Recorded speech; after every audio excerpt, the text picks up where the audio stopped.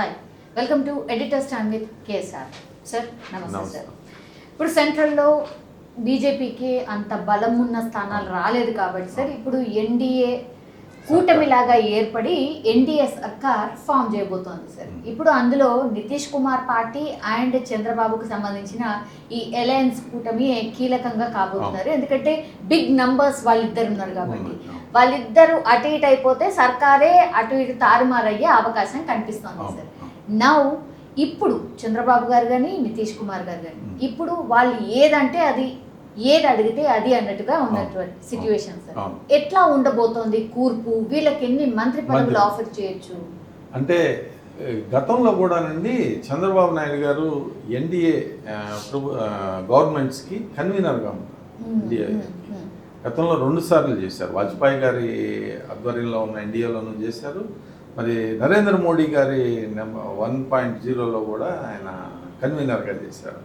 వీళ్ళే కాకుండా national front కూడా ఎన్టీ రామారావు గారు తదుపరి దిశానిర్దేశం చేయటం జరిగింది.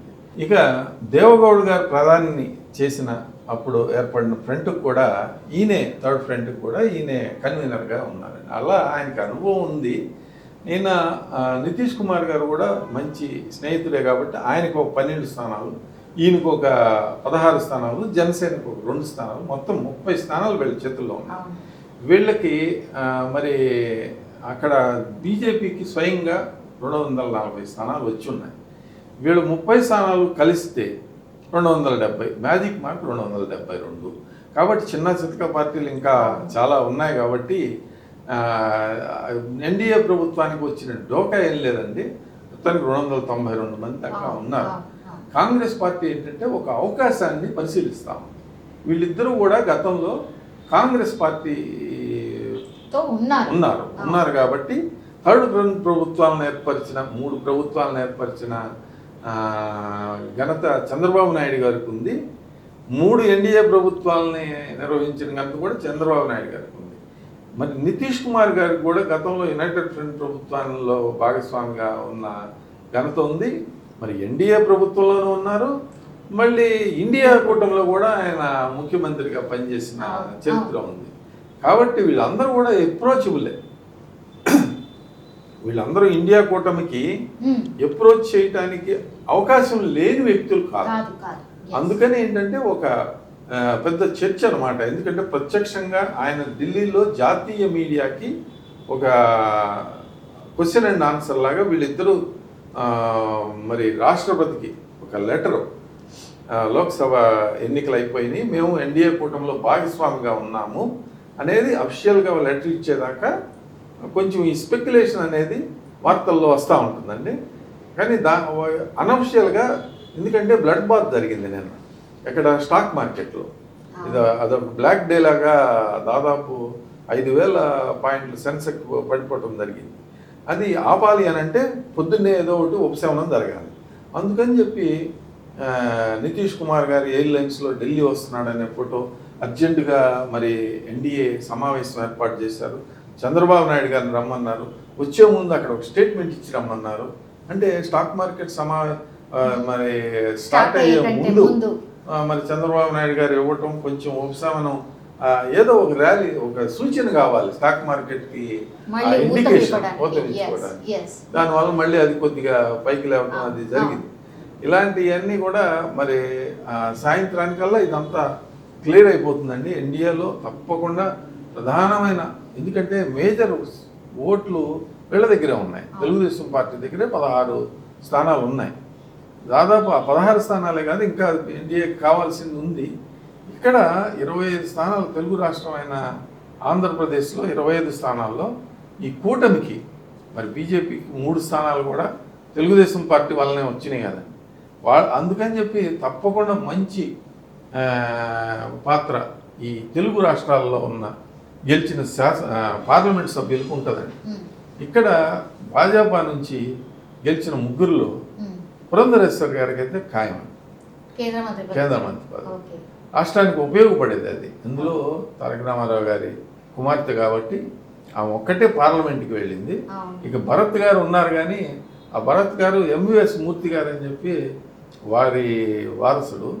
అయితే బాలకృష్ణ గారు అల్లుడు అనేదే లింక్ కాబట్టి ఆయన కుర్రవాడు ఫస్ట్ సారి గెలిచాడు కాబట్టి ఆయనకి అవకాశం ఉండకపోవచ్చు.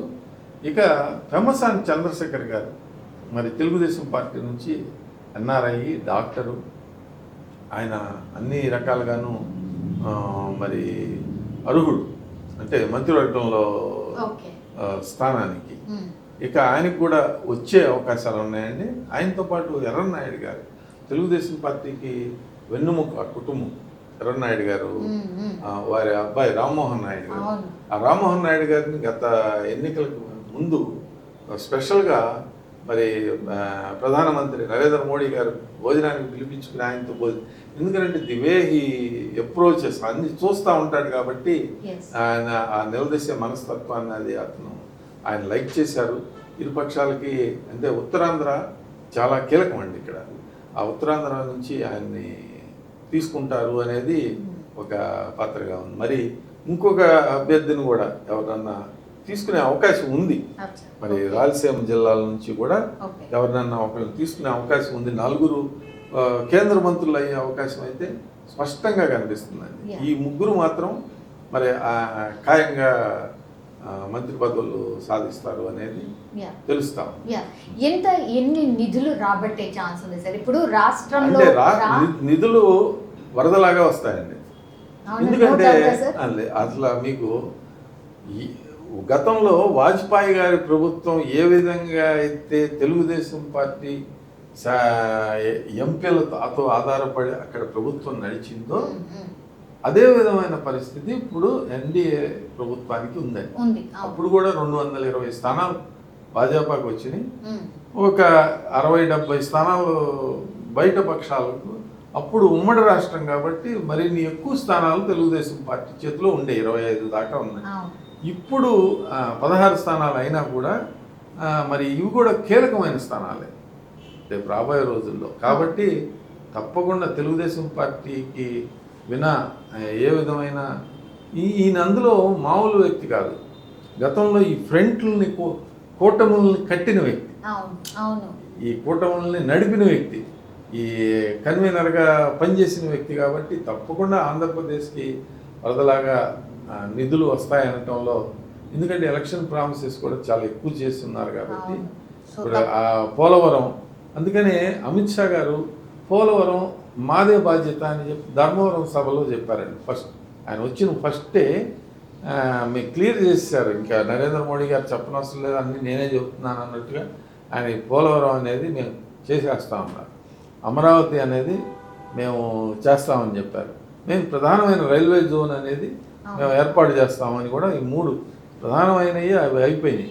ఇక చంద్రబాబు నాయుడు గారు ఆయన ఏదన్నా ఇండస్ట్రీస్ తెచ్చుకుంటే వాటికి పర్మిషన్లు అవి ఇలాంటివన్నీ కూడా త్వరితగతిన ఇన్ఫ్రాస్ట్రక్చర్ డెవలప్మెంట్ కోసం ఏదైతే రోడ్లు అట్లాంటివన్నీ కూడా ఏర్పాటు చేస్తారు. ఇది కేంద్ర ప్రభుత్వం పరిధిలో ఉండే అంశాలు కాబట్టి సో ఆ సహకారం అయితే డెఫినెట్లీ ఉంటుంది. తప్పకుండా అట్లయితే డెఫినెట్గా మీరు సరికొత్త ఆంధ్రప్రదేశ్ని అయితే చూస్తారు. ప్రజలు కూడా కోరుకుంటున్నారు, అది కూడా చూడబోతున్నాం.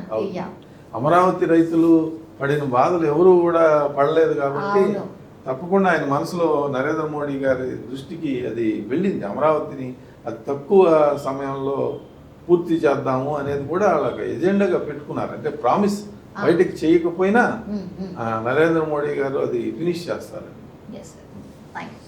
మరిన్ని అప్డేట్స్ కోసం మా కాయ్ టీవీని సబ్స్క్రైబ్ చేసుకోండి. మా వీడియో కనుక మీకు నచ్చినట్లయితే లైక్ చేయండి, షేర్ చేయండి. మీ విలువైన అభిప్రాయాలను కామెంట్ బాక్స్లో తెలియజేయండి.